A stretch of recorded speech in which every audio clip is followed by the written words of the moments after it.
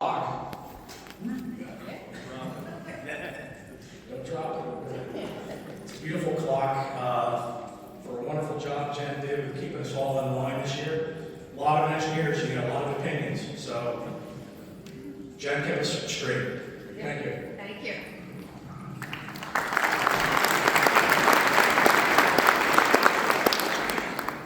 So, good morning, everybody. Good morning. Yep, thank you. So, good morning. I would do the church thing and say, really, Daddy? Didn't hear anybody say good morning.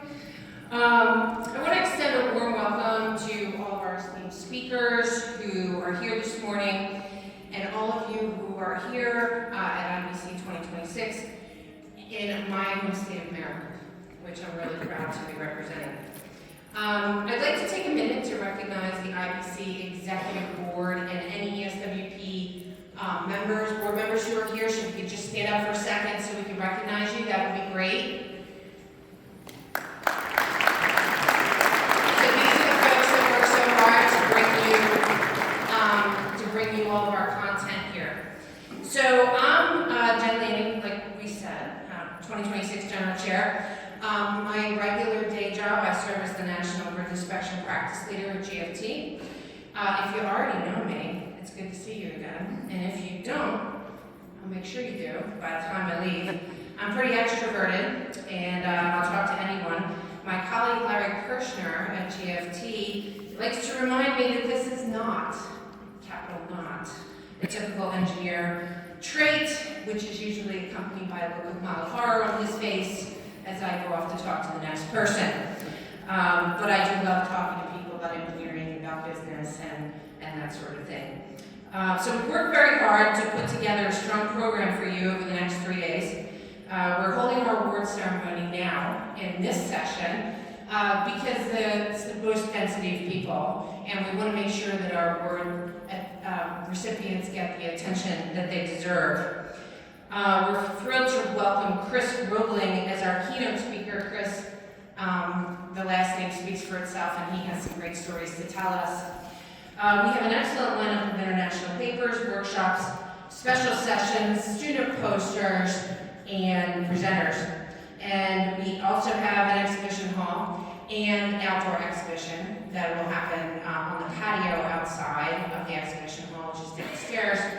So it's a full and exciting conference that we worked really hard to put together for everybody.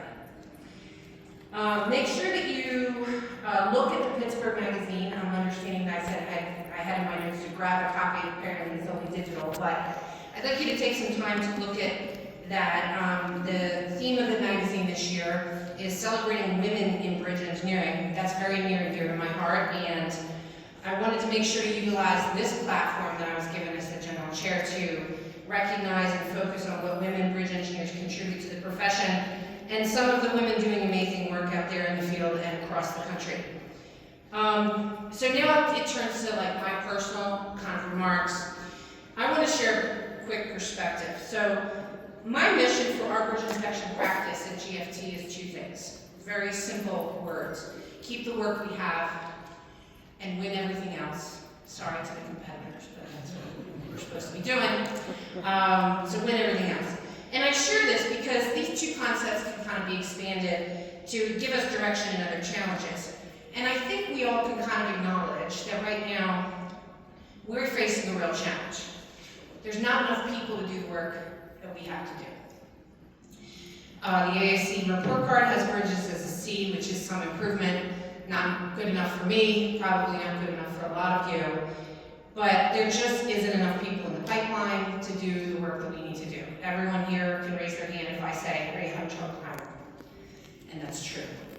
So the parallels between our mission as bridge inspection practice at GFT and the overall industry are obvious. So let me expand. First of all, retention, right? People, I think, across the board are struggling. The world is really heavy right now. There's a lot of distractions. There's a lot of worry and concerns.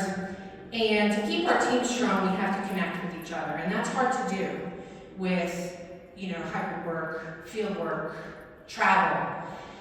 People are sitting in offices saying to themselves, maybe this isn't what I want to be doing. Maybe this isn't, I'm not finding any value in the work I'm doing, or maybe engineering is just not for me. So it's possible that things could be better if in a different role or maybe with different tasks. But I think that there's a personal component to it, and I think that we all need to do that. And as I kind of joked around at the beginning, we're not really extroverts as a whole, right? But if you just take a moment, go by somebody at their desk and say, hey, I'm glad you're here. I'm glad you're doing a good job. And, you know, it's nice to see you.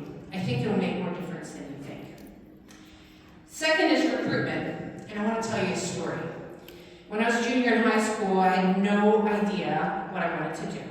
I was top of my class, but I was clueless. The counselors don't spend any time on the smart kids. They worry about the kids who have issues and have challenges. So one day my mom said, you know, why don't you think about engineering? And I was literally sitting on the floor playing blocks with my 3-year-old sister. She's going to come back around in the story.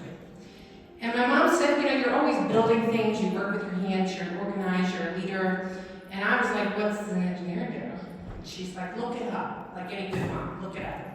So I did, and here we are, 34 years later. At that time, I'd like to note, my mom did not even have a college degree. Did not. She got her college degree when I graduated from high school. She got a BA. She sent 4 daughters off to college. Came out with an engineer, 2 engineers, a lawyer, and an accountant. She earned her degree non-traditionally while she was a stay-at-home mom and a substitute teacher, plus dealing with all of us and our nonsense, sports and activities. And we did that together where she earned a BA and I earned a high school degree. And that 3-year-old that I was playing blocks with, my sister, she's an aerospace engineer at NASA. She's working on the Artemis project, and she's the liaison to the Canadian Space Program at 40 years old. And my mom now has a granddaughter, who my mom has passed, but she has a granddaughter who's an engineer, and she's sitting right here in the second row. She's a traffic engineer sneaking into our fun and games here, but we'll let her stay while I'm talking.